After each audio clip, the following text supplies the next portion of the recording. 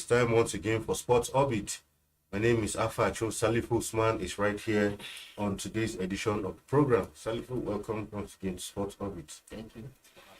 We'll begin straight from the Women's World Cup. The first semi-finals went down today between Spain versus Sweden, and it was Spain who have made it through to this final of the Women's World Cup for the very first time in their history by beating Sweden 2-1 to that one. Salifu, interesting game it was, Spain versus Sweden. And just like many people thought going into this competition, I think Spain was one of the countries that were tipped to go far in this country. Of all the countries that were tipped, Spain, USA, Germany, Spain are the only survivors who were, tipped with high hopes of winning, who have made it to the final of the Women's World Cup, where they await either England or Australia, which comes up tomorrow. Yeah, Afa, thank you. Congratulations to Spain. It was a deserved victory. They fought hard, and by the grace of God, God of soccer was on their side, and they get a victory at the end of the day. I also give kudos to Sweden. They gave all it all. It was a tough game for the two sides, but at the end of the day, the team with more tactical experience prevailed. Just like you say, from the beginning of the competitions, everybody was thinking that Spain, even when a lot of people were marking Spain as one of the favorites, not many people give them hope that Spain can also go for this competition, being the fact that the Spain in the competition have never go beyond the round of 16. And from this particular competition, they keep on making history. They make it to their first quarterfinal of the tournament. Then from there, they progress to the semi-final. Their first time to play in the semi-final, and now first time to play in the final. And who knows? Maybe at the end of the day, first time to also win the trophy. To win the trophy. And if you're looking at the game tactically, to me, Spain. Yes, I give kudos to Sweden. Swedish team was also tactically sound. Throughout the first one, nobody was able to have a clear shot on the goal, have a clear shot. Throughout even the second half, down to almost 80-something minute, when Spain finally break the back door at the 84 minutes, and then 5 minutes later, when everyone thought that yes, Spain have won the game with that 1-0 beating. Sweden from nowhere struck a surprise and then equalized the game. And with everybody with the putting now, this game they likely going to the extra time or probably going to the penalty. But people know that it's Spain again, 2 minutes later, turned their lead, and it was a dead ball, and then fortunately for Spain, they progressed to the final, and then awaiting either England or Australia. For me, it was a fantastic game. It was a game delight to watch, and everybody that spent their time to watch that game. Well game this morning, I think have value for their money and their time.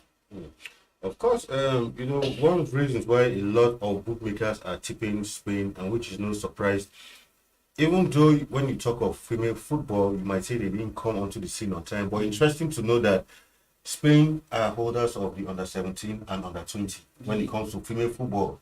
And so that shows you the investment they've made. And people are saying, look, with the way they've gone over the years, under-17 champions, under-20, and now what is left for them is to finish it up and to crown it all with this World Cup. And that just shows you that once you invest in it, because you see teams who came into female football a bit late who have invested, you see how they are doing well, like Spain, for instance. And at the same time, it's all about monitoring your program. Exactly. Progression. From under 17 to the 20 transition, but that is what we normally like in this side of the world. We don't transit well. Having said that, we don't transit well. Okay, why I was saying with Spain, where I was one of doing a bid and not to believe that Spain can go far, even at the statistics they provided, being a champion at the 20. But this particular Spain, if you recall, last year when the whole team revolt against their own coach. The whole team removed against their own coach, and the coach has overstayed, and they has to go and then. But luckily for the Spanish Federation, it's like Spanish Federation see something different from what the players were looking at. So when all the players revolt against the coach, the Spanish Federation, the coach was fortunately for the coach, the Federation stood with the coach. And out of that entire squad, were eliminated only 3 players from that previous squad that revolt against the coach that made to this team. And you can see from now it's clear that why Spain have never made to the quarterfinal or go beyond the round of 16. Maybe they thought even the players who unfortunately exposed themselves, and then that give an opportunity for the coach to just let them go and then bringing the young players who are progressing from the activity and bringing them. And if you look at it, they are pretty, all of them are pretty young girls, and they have extremely excel in this tournament. And I can't wait to see. It's like they're just champion in weight. Exactly. For me too, I really think it's going to be difficult to stop this Spanish team. But we'll see what happens. Final, of course, comes up on Sunday. Down to some other matters, but still related to female football. This time, where NFF President Ibrahim Busau has reaffirmed the federation's commitment to promptly settle the players' outstanding bonuses and allowances. He made this session during a speech yesterday while he thanked the First Lady Oluduremi Tinubu for the assistance to the Super Falcons squad before, during, and after the World Cup performance. He also acknowledged the challenges the team faced in the lead-up to the competition, including disputes over wages and allowances. These pre-tournament events added significant pressure to the players and coaching staff. In his words, and I quote, he said, "I want to express our gratitude to you for being part of the send-off organized for the team before their departure to Australia.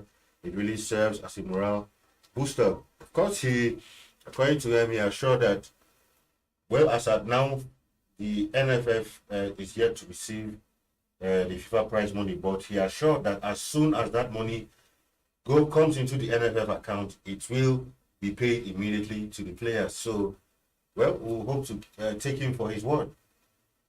Well, I hope we take him for his word. And in fairness to Busu, and like we have heard from different backgrounds and from the private interactions with some of the colleagues and some of the stakeholders who are close to Busu, a lot of people have spoke about his integrity.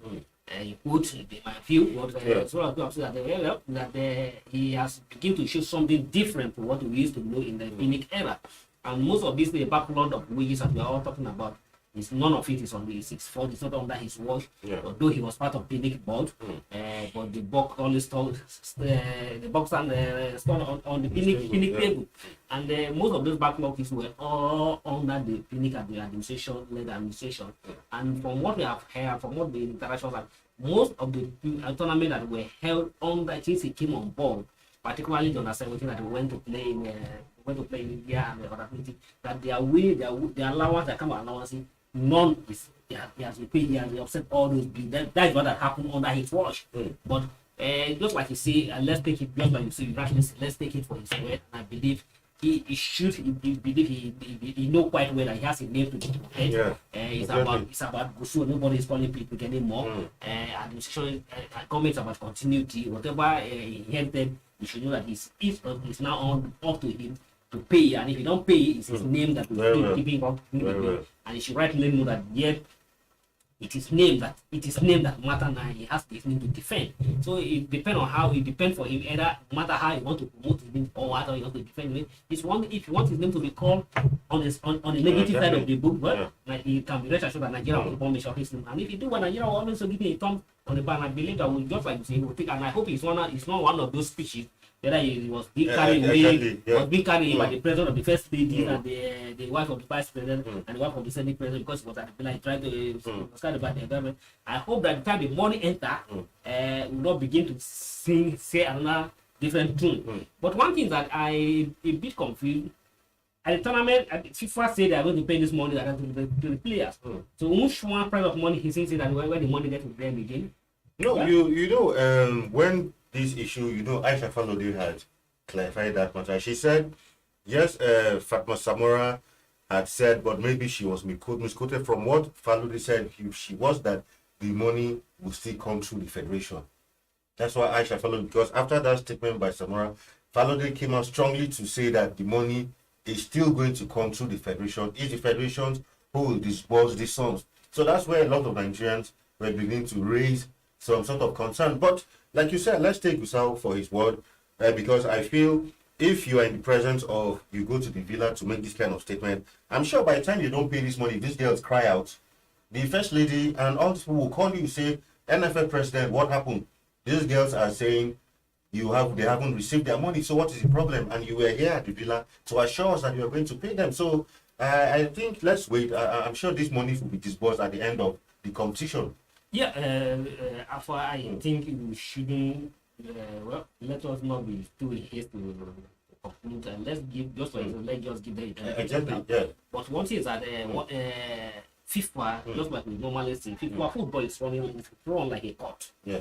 And no any court member would like to disgrace his fellow court member. Yeah. That is how FIFA operates. Sure. When FIFA came out to say they are going to pay, I don't think Samura speak in English. He didn't speak in French. Very well. So he spoke in English, and if he spoke in English, I think the players and everybody should hear the English well, and even the media that are present should hear the English well. And even if the Nigerian side of the media interpreted, even the foreign media that should also be. That video was all over social media. So why is Afalode to now come back to recreating and everything, interpreting it as if some of us don't hear the Secretary General of FIFA. As if some of us don't hear the English or really hear how well. So that the money still comes to the what he said. We are going to pay you directly. That's what I don't know what you mean. That the money is not going to so Aisha Falodi. And the money is not going to be paid through a third party. And I know it's one of those things. Maybe something that going to well, you can't do this. Yes. And FIFA and Patino, you recall Patino first said that we are going to pay player directly. Yes. And another president before the tournament, the money is to come through the federation. Even when at the peak of the tournament, Samura now come and do, we are going to pay you directly. And it is everywhere. But my followers can say that, but I still believe that either you like to know the money will still come directly, and even let it in a real sense. Let me be frank. Let us be frank. They say there's only say that they say don't throw a bathing water with the baby.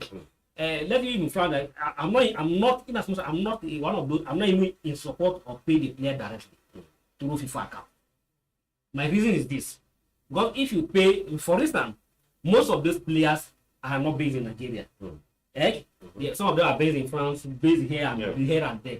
So if FIFA pay into, for instance, the people player like Ushua Lafi is in Spain, or Odega who is in US, if you pay them directly, then you are going to pay them in dollars or whatever, and go to Zaka, and there's a tax that they're going to pay. There's a tax of that money. So definitely the tax will be collected by the Spanish authorities or US authority or the nation where this country the players are paid. So I want a situation where the money should be paid to Nigerians and let Nigeria also benefited from the money.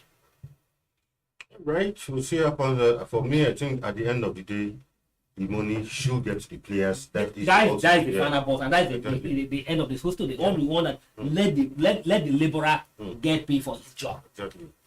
All right, quickly before we go on a break, of course, ahead of the Paris 2024 Paralympic Games, Nigerian Paralympic players, of course, Ogunkule and Ipeoyu have dazzled at the ITTF Saudi Arabia Para Open.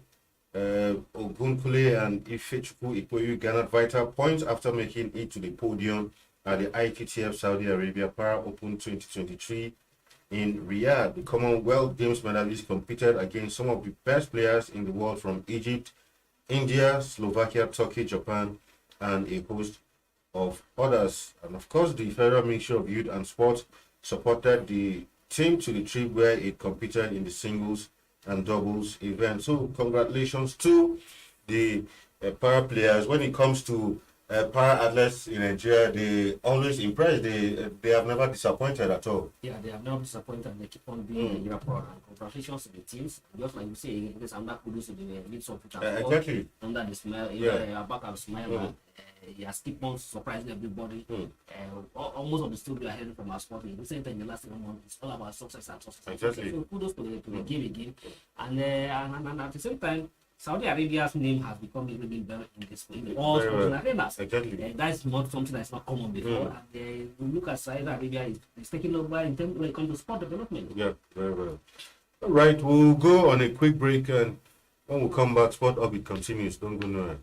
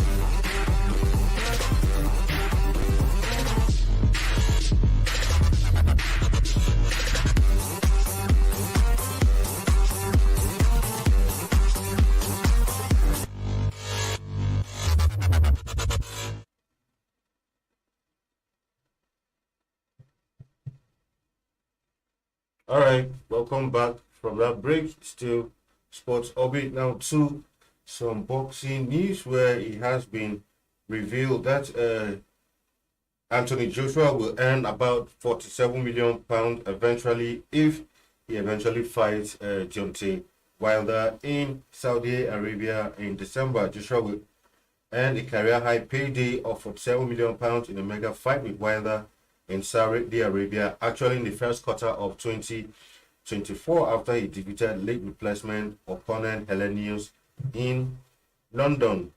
So, I mean, for Joshua, if this happens, whether he wins or not, 47 million pounds is yours. I mean, that's his share of the money. So, at this point, you could as well fight Deontay Wilder, even if that's your last fight of your career, and think you are okay for the rest of your life because 47 million pounds it's not chicken change.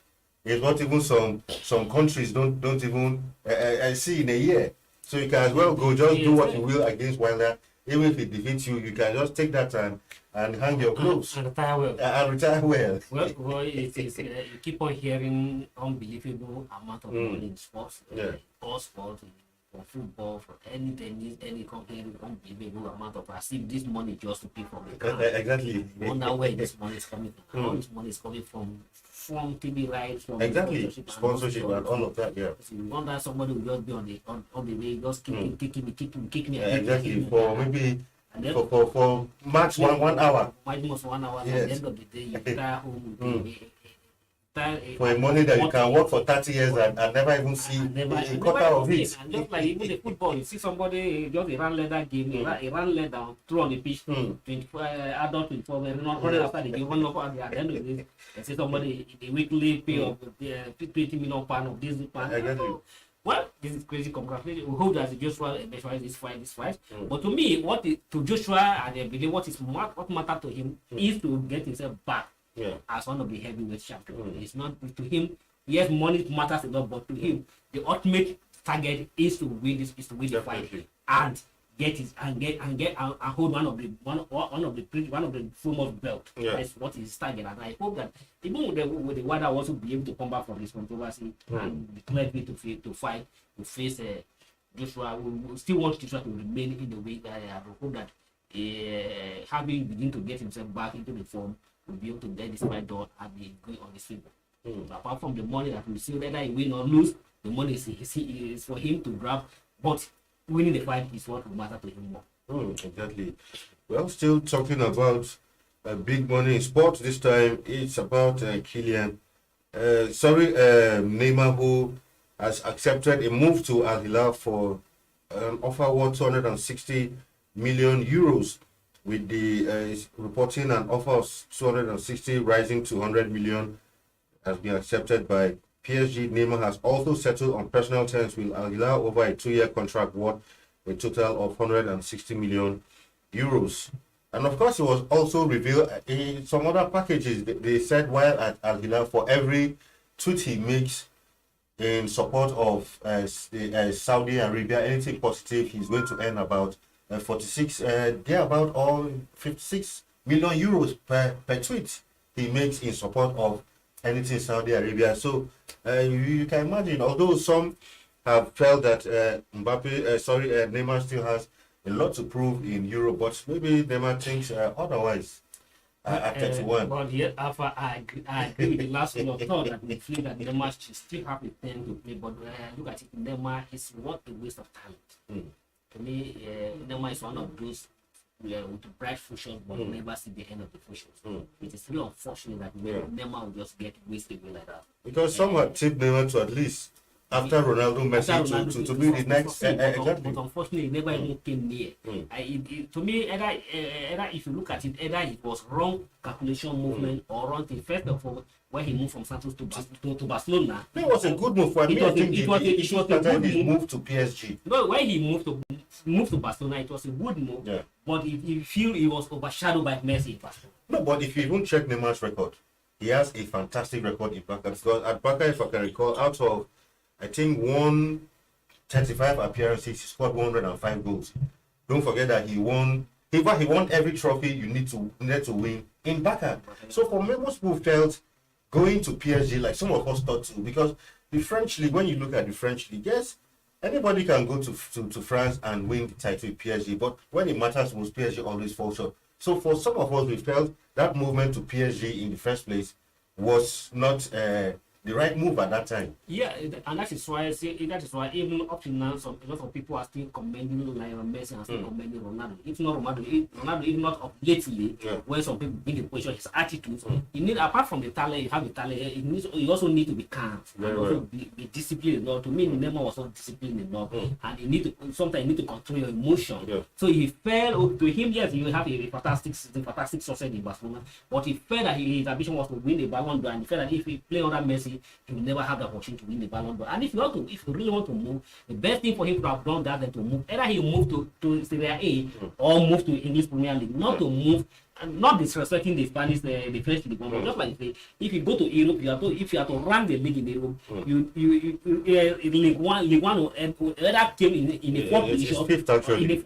in the fifth, yes, in the fifth position. Because you have to talk about the Spanish league, you have to talk of Premier League, you have to talk of Serie A, talk of Bundesliga, because talking of the League One, Actually, the fifth league. And that is, to move in the PSB to meet it was a wrong calculation, and now he has wasted all his career, all his talent in PSV. And we talked, he wanted to move out of PSV. He was having to move to Barcelona. But Barcelona don't have the money to pay.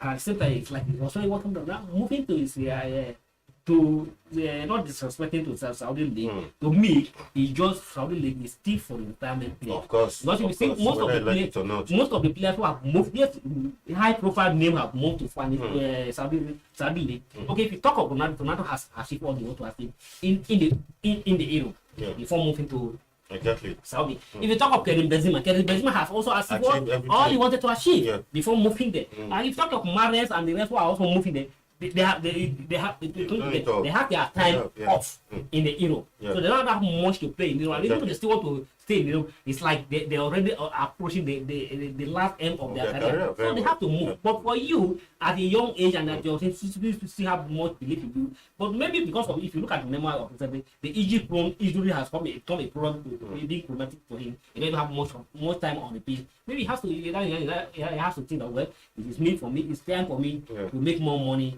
than to think of football. To me, it's about money now, not football for Neymar. All right, to some transfer news, of course. Yesterday, Chelsea announced the signing of Moses Caicedo from Brighton for a record, British transfer fee. Of course, just 2 days earlier, Liverpool had been thought, everyone thought Liverpool had sealed that deal, but for Caicedo, the deal would have happened, but he insisted that he had agreed personal terms with Chelsea since May, and it will not be good for him to renege on that agreement. And Chelsea had to up that offer, and they finally sealed the deal. Well, just by except that Chelsea are always known for hijacking players on another club contract, but for a player to come out and say, well, I have an agreement with the player and I need to honor the agreement I have with the player. Well, fantastic. Congratulations to Chelsea. It's a good signing, a very good one signing for them, and we hope that it will not be like what happened last season after spending a working amount at the end of the year. But I think we begin to see a different Chelsea other positions. And if you look at most of the clubs like that in the first month against Liverpool, they are almost all young. Yeah, very well. I think Chelsea has a bright future with this new set of players that are going to get. All right, to some EPL news. Of course, the last match for game week 1 of the EPL played yesterday, United against Wolves 1-0. It was in that one, he had 4th victory until the 76th minute, where defender Rafael Varane actually gave United the lead. 1-0 it was in that one. And Ten Hag said his boys clearly deserved to win, even though it was a difficult match. And if you watch that match, you notice that clearly it looks like most of the players were still match rusty, and it's always expected when the league resumes, because you can't compare preseason to real action. Preseason is almost just like writing a mock exam. Mock and WAEC are two different things. So clearly it showed that the players were still match rusty on both sides. Even if you watch that, in fact, most of the games of the opening weekend of the Premier League were like that. Even Liverpool, Chelsea, there was just this lack of sharpness in the players, so it was understandable. And like Ten Hag actually said, he said the same thing. Hard for victory, but he felt his side are still not up there yet. Yeah, well, congratulations to Man U. It was a escaping victory. Yeah. Almost, it looked as if Man U would go on excessively on Liverpool way, starting the season without a victory.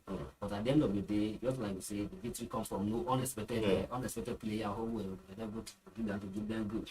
So congratulations. But if you look at that match yesterday, I think Man U, I predicted that it was going to be an easy day from United, even though Wolves is always a tough. Wolves has always been a tough, especially for United. But I thought for yesterday it's going to be a sweet victory for them. But I also think that they're going to win at least minimum of 3-1.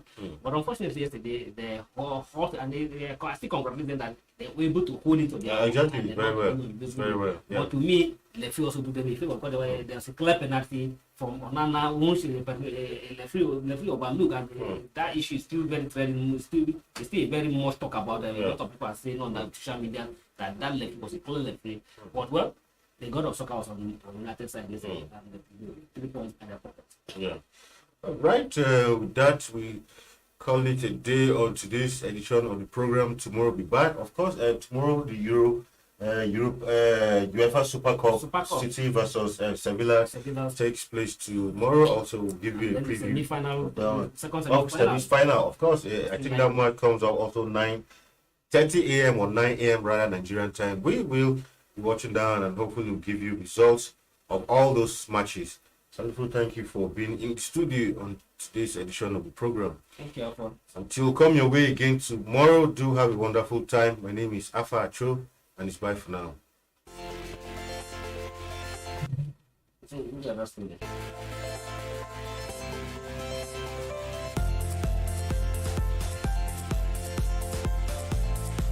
Leadership TV for God and country.